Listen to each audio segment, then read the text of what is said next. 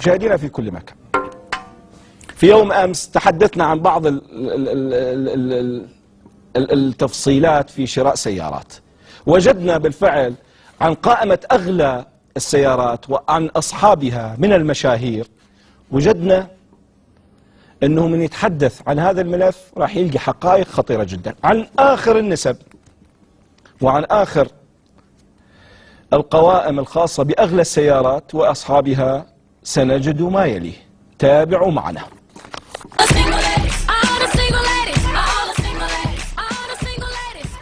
سيارة من نوع زوجها اشترت له سيارة ب8 ملايين دولار، وهي تعتبر الأغلى في العالم.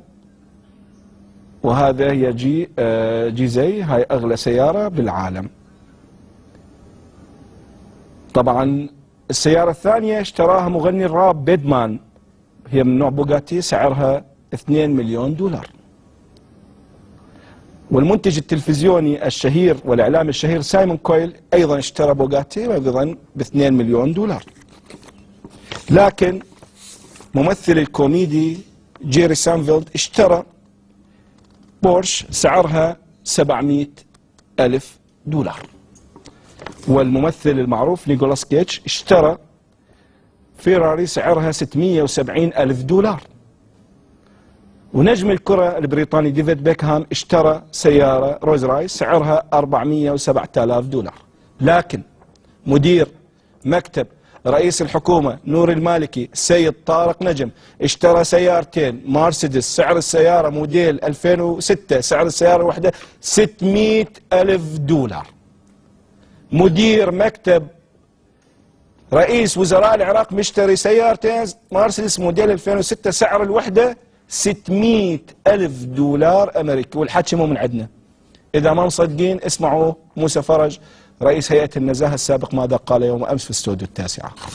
وصلنا كتاب رسمي من الأمانة العامة لمجلس الوزراء يقضي بصرف 1,200,000 دولار اللي هي مليار و300 مليون دينار عن شراء سيارتين. قلت له ما يجوز.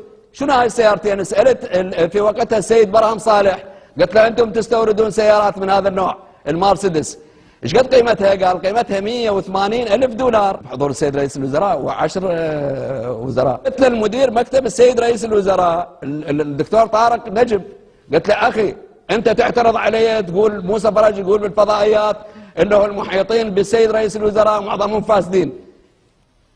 قلت له أنت هيك تقول علي وأنا فعلا قلت، وأنا أقول لك إياها، أنت من تشتري سيارتين مرسيدس لاستخدامك الشخصي بمليار و300 مليون دينار، وأطفال العراق ما عندهم أمبولة حتى يعالجون السرطان مالتهم. صدر قرار من السيد رئيس الوزراء بإلغاء تكليفي كرئيس هيئة نزاهة وإعادتي إلى منصب نائب رئيس هيئة النزاهة، مثل ما سوى مع السيد فلاح شنشل.